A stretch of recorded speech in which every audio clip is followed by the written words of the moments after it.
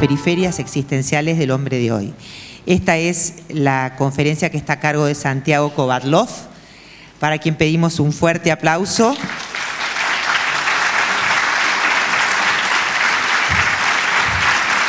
Santiago Kovadlov es miembro del Comité Académico y Científico de la Universidad de Ben Gurión de Israel, de la Academia Argentina de Letras, de la Real Academia Española y de la Academia Nacional de Ciencias Morales y Políticas. Profesor de filosofía sobre todo, ensayista, escritor y periodista, y una mente brillante que queremos que ilumine la reflexión de este congreso. Muy bienvenido. Gracias.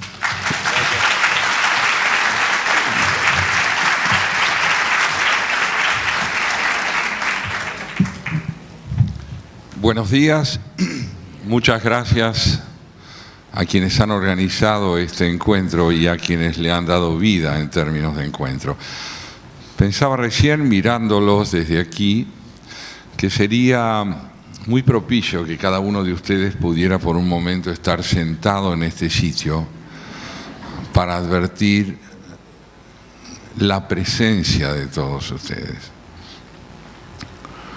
Y al mismo tiempo para advertir que quien les habla en cada momento no aspira sino a formar parte de la presencia de todos ustedes.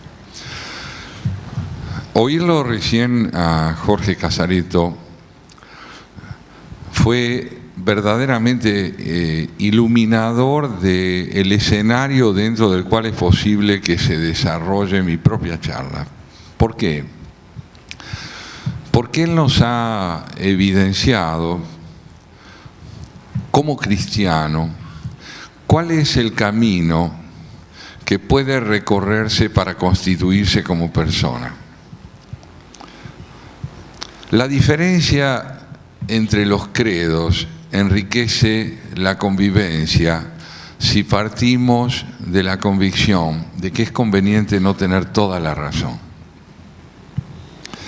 No hay expresión más solidaria que la de sentirse partícipe de la razón, pero no monopolizador de la razón. Donde no hay monopolio de la razón, donde uno no lo es todo, el otro está celebrado. El encuentro, fue muy claro en su exposición, se produce a partir del momento en que el otro se vuelve imprescindible para la constitución de nuestra propia persona. No es complementario en el sentido de que ya estamos constituidos y algo se nos añade, sino que es constituyente. Vale decir que gracias a la presencia del otro, yo paso a existir. Es en el encuentro donde la existencia tiene lugar. Antes del encuentro, uno está en marcha hacia su constitución, pero es en el encuentro donde uno se constituye. El encuentro, por otra parte, no tiene un carácter definitivo y último. Una vez que se produce, también puede atenuarse y desaparecer, y vuelve a exigirnos y solicitarnos la búsqueda que puede llevar nuevamente al encuentro. Quiero con esto decirles que el encuentro, una vez conquistado, no tiene carácter permanente si uno no lo concibe como tarea permanente. Nadie se gradúa de licenciado en encuentros. Uno de los descubrimientos fundamentales de la existencia a partir de un pensamiento ecuánime y dialogador es que uno debe constituirse incesantemente en persona, porque incesantemente está expuesto a la posibilidad de ver atenuado en su espíritu su significado como persona. El animal tiene, a diferencia de nosotros, la característica de no estar expuesto a la posibilidad de perder su significación ante sí mismo, porque no tiene significación ante sí mismo. No hay un canguro que medite sobre su conciencia y sobre su espíritu. El animal está inscrito de manera exclusiva en la biología. Todo lo que debe emprender se lo dicta su constitución biológica. Esto no ocurre con nosotros. Nosotros somos cultura. Cultura quiere decir significación. Y significación para nosotros mismos. ¿Por qué? Porque el lenguaje que nos provee de recursos para poder interpretar lo que somos no nos brinda significados definitivos, congelados, cristalizados sobre lo que somos.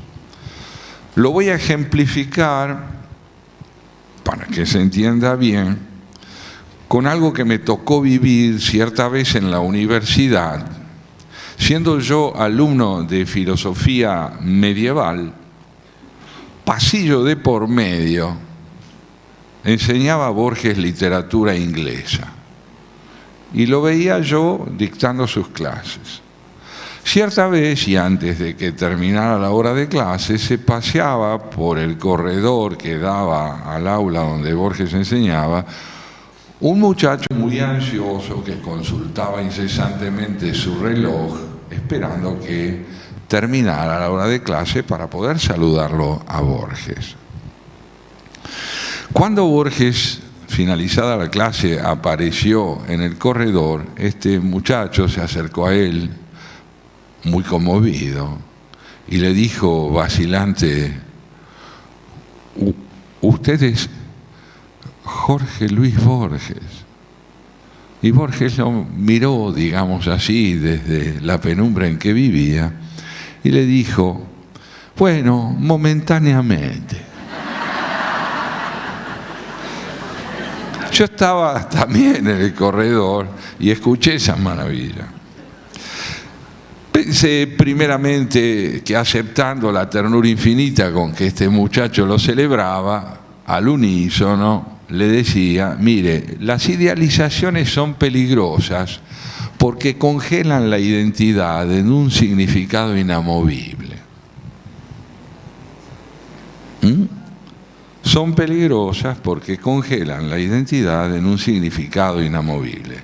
Digamos que para mí podría estar implícito este razonamiento en lo que Borges le dijo. Yo también soy Borges, pero no solo. Ni yo sé exactamente por qué mi vocación se ha manifestado en mí como lo ha hecho, pero lo ha hecho.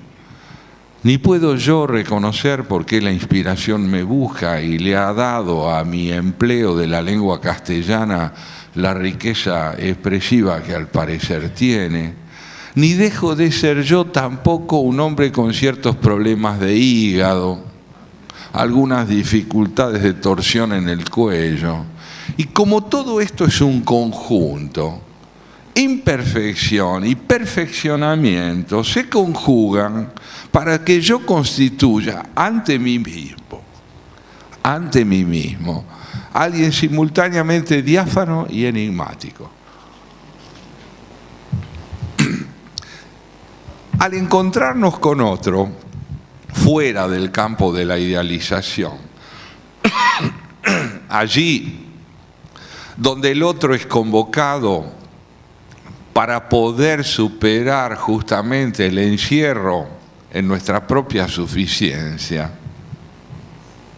allí se produce el advenimiento de dos en un encuentro. El encuentro es comunión. El encuentro es comunión porque es constituyente. Comunión en este caso quiere decir nacimiento recíproco en la interdependencia. Bien lo decía Jorge. Hay un acompañado y hay un acompañante, pero estos roles son dinámicos. El acompañado puede ser acompañante y viceversa. Esta complementación es entonces recíprocamente constituyente. Lo que está en la periferia pasa a estar en el centro cuando la significación del marginal se convierte en decisiva para quien no estando en la periferia necesita ir en busca de ella para salir de un centro imaginario. El centro es imaginario cuando es autosuficiencia. Pero este pasaje del centro imaginario a la periferia imprescindible se produce amorosamente o no se produce. El acto amoroso no es estrictamente hablando una decisión personal, es una disposición personal, pero no una decisión voluntaria.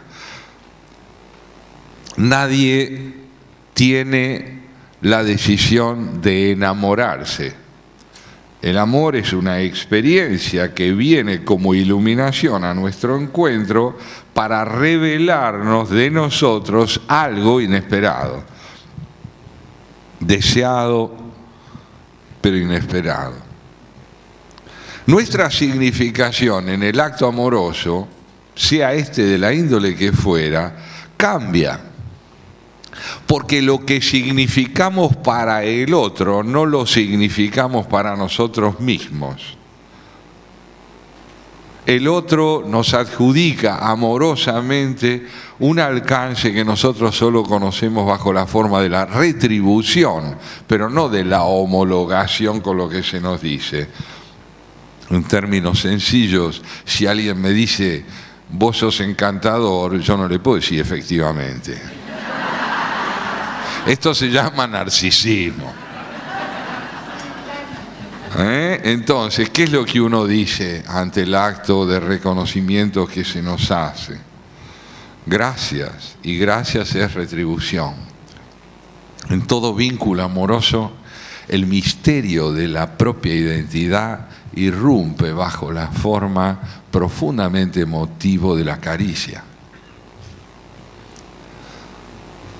Advertirnos de pronto significando para otro algo que no podemos significar para nosotros, solo se resuelve cuando el otro significa recíprocamente eso mismo para nosotros. Por eso toda relación amorosa es misteriosa, porque nadie sabe muy bien de qué es protagonista, salvo por la intensidad con que el otro se nos ha vuelto imprescindible. Allí es donde la periferia pasa a alcanzar un protagonismo y el centro pierde suficiencia para convertirse en parte de ese protagonismo. Pero les decía yo, esto no es definitivo. Nadie se instala en la fe. La fe es tarea, búsqueda permanente, necesidad y no graduación. Otra experiencia que tuve y que creo que les va a resultar reveladora. Cuando yo terminé mi carrera de filosofía, mi padrino de tesis, el doctor Eugenio Pucciarelli, que en aquel entonces era uno de los grandes profesores de la facultad, después de haber presentado yo mi tesis ante un jurado, aguardé en un salón contiguo que mi padrino, como era de usanza hacerlo, viniera a decirme si me había graduado o no. Entonces él se acercó al rato y me dijo lo siguiente: lo felicito, Kovadlov, es usted ahora un licenciado en generalidades. Y añadió, no deje de serlo nunca. No deje de serlo nunca. ¿Qué me quiso decir con esto? Fue una de las grandes lecciones que me dio. No deje de serlo nunca, quiere decir no se identifique usted nunca con el saber. No tenga usted nunca la impresión de que ha alcanzado su meta. Sea un buscador. Camine por el desierto, avance acompañado por su fe en dirección a lo que es preciso no terminar de alcanzar nunca para que la fe se sostenga siempre. El hombre es tarea, a diferencia del animal que está condenado a crecer sin responsabilidad subjetiva. Nosotros sin responsabilidad subjetiva podemos parecer humanos, ser muy parecidos. Pero la responsabilidad subjetiva solo irrumpe en el momento en el cual la palabra nosotros viene antes que yo.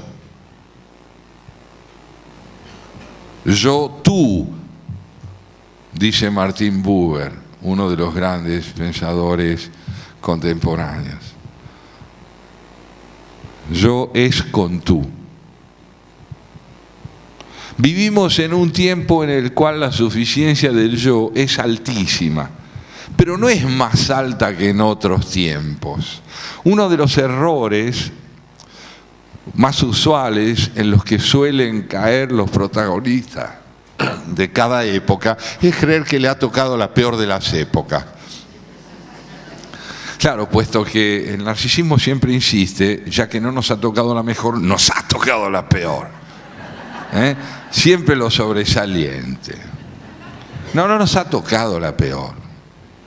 Ni la mejor ni la peor. Nos ha tocado una vez más el intentar construir nuestro tiempo en un espacio de interlocución indispensable. Quien advierta que la tarea es constante puede reconocer mejor los deberes de su tiempo. Ser contemporáneos no es lo mismo que ser coetáneos. La coetaneidad es la pertenencia cronológica a una época. Somos hombres y mujeres de principios del siglo XXI. Pero esto no es una virtud personal. Nadie puede jactarse de haber nacido en 1960 o 70. No ha puesto el menor empeño en eso. Es el fruto afortunado de una noche en la que no intervino. ¿Verdad? En consecuencia, la coetaneidad no nos remite a ningún mérito personal. La contemporaneidad solo puede ser un mérito personal si comprendemos la relación entre vida privada y vida pública. Un hombre o una mujer de nuestro tiempo es alguien que advierte la interacción entre lo público y lo privado, entre lo personal y lo social, y constituye su subjetividad y su intimidad en diálogo con su tiempo. Aprender incesantemente a hacer esto es ser responsable subjetivamente. Darle la espalda a lo social para concentrarse presuntamente en lo privado es no entender que en ese concepto de privacidad se agota nuestra sensibilidad, se marchita. Porque el hombre ha nacido para buscar interdependencia y no una falsa autonomía, concentrándose en lo presuntamente propio. Esto se llama egoísmo. Tampoco el colectivismo. Bien nos decía Jorge, la revolución, el concepto de liberación paternalmente empleado, es igual que aquel concepto religioso que en tiempos anteriores, a los que él también se refirió, pretenden presentarnos lo propio como lo mejor. El gran desafío de nuestro tiempo es entender que hay muchas configuraciones de una misma necesidad, la de creer, la de solidarizarnos, la de salir de nosotros, muchas. Y que este pluralismo, este ecumenismo, esta diversidad nos viene a traer una evidencia decisiva sobre quiénes somos. Podemos parecernos porque somos diferentes. Si no fuéramos diferentes, seríamos el mismo. Y ser el mismo es la ausencia del hombre. Necesitamos coincidir, pero no homogeneizarnos en un solo planteo. La singularidad de cada uno de nosotros es indispensable Uno es uno por una única vez. Uno es un milagro porque es irrepetible. Y la responsabilidad subjetiva tiene muchísimo que ver con el descubrimiento de que si bien somos únicos, lo somos para poder encontrarnos con otros igualmente únicos. ¿Cuáles son los desafíos de nuestro tiempo? ¿Qué época es esta? ¿Qué se nos exige para ser hombres y mujeres de nuestro tiempo entre el siglo XX y el XXI? No podemos agotar en una reunión el número y la calidad de los problemas que vale la pena enunciar. Pero podemos enunciar algunos que sean suficientemente elocuentes. Uno de los grandes desafíos singulares de nuestro tiempo es el que atañe a la noción de naturaleza. Durante centenares de miles de años, la naturaleza fue aquello que rodeaba y condicionaba al hombre de manera unilateral. A tal punto que cultura en ese entonces, y hasta hace muy poco, significaba abrirse lugar en la naturaleza, reduciendo su hegemonía y aumentando nuestro protagonismo en ella. Esto fue hasta antes de ayer. Ahora, la pregunta es si la naturaleza puede tener lugar en la cultura. Es decir, si es posible que la naturaleza sea tomada en cuenta por el hombre como aquello que, habiendo sido avasallado y abusado por una voluntad de dominio que no contempló su calidad de vida, no implica que avasallado y abusado compromete también el porvenir de la vida humana. La tierra está enferma, no solo como producto de periódicos ciclos de transformación natural, está abusada por una voluntad de poder que no ha contemplado su cuidado, al concebirla solo como objeto de poder, de dominio. ¿Tenemos aún tiempo para revertir esto? No es la pregunta fundamental. La pregunta fundamental es: debemos intentar revertirlo. Debemos escuchar a la naturaleza en su íntima necesidad, que es la de ser nuestra interlocutora, porque somos también ella. Ella es también periferia o centro, según cómo la situemos. Cuidarla es cuidarnos. El aire contaminado que respiramos es nuestro aire. Las especies que se extinguen somos nosotros. Implica esto una transformación cultural que no es que no haya empezado a darse. Ha empezado a darse, pero la transfiguración cultural que implica poder entender que la tierra no es solo un lugar, sino nosotros, va a requerir mucho tiempo, porque la naturaleza, al igual que nuestros seres que nos rodean humanos, es nuestro semejante. Esto es parte de los desafíos culturales de nuestro tiempo. Escuchar a la tierra, dialogar con ella, sin dejar, por supuesto, de recurrir a ella para abastecernos, pero conciliando nuestra necesidad de supervivencia con su presencia como protagonista cualitativa de nuestra vida. De igual modo, la noción de progreso, que tanto se ha desarrollado, sobre todo a partir del siglo XVIII entre nosotros. La idea de que debemos progresar, claro que sí. El progreso, sin embargo, ha sido entendido, hasta no hace mucho, como la liquidación progresiva de problemas. Progresar es liquidar problemas, resolverlos.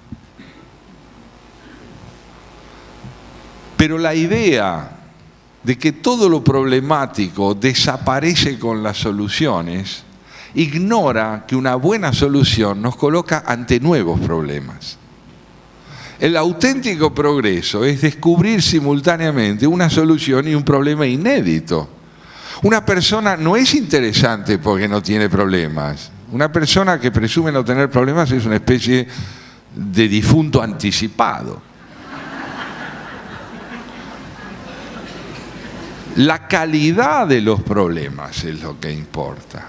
Una persona es interesante por la calidad del vínculo que entabla con sus problemas.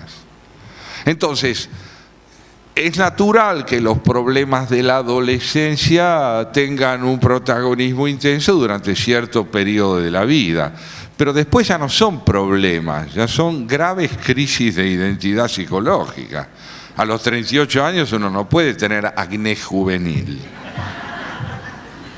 Tiene que tener otra calidad de problemas. Tiene que estar educado para entender que le debe dar la bienvenida a los problemas propios de la edad en que se encuentra y no afligirse porque tiene problemas.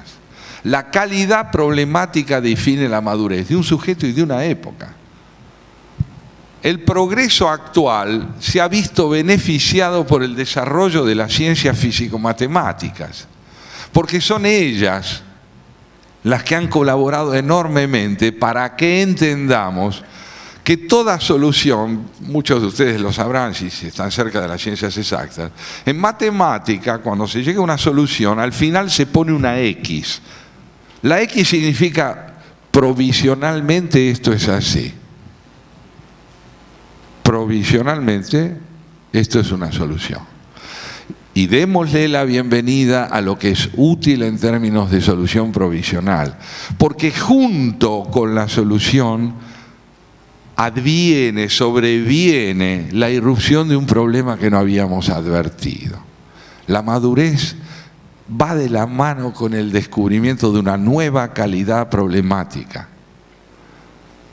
Voy a darles un ejemplo que está unido, y siempre lo he repetido porque es notable, de uno de los grandes físicos contemporáneos que nos habla de lo que es periferia y centro de un modo excepcional. Fue Lord, inglés, Eddington, un gran físico inglés, quien con un humor muy británico solía decir esto, adviertan ustedes: todo físico sabe que su mujer no es más que un conjunto de átomos y de células. Ahora bien, si la trata así, la pierde.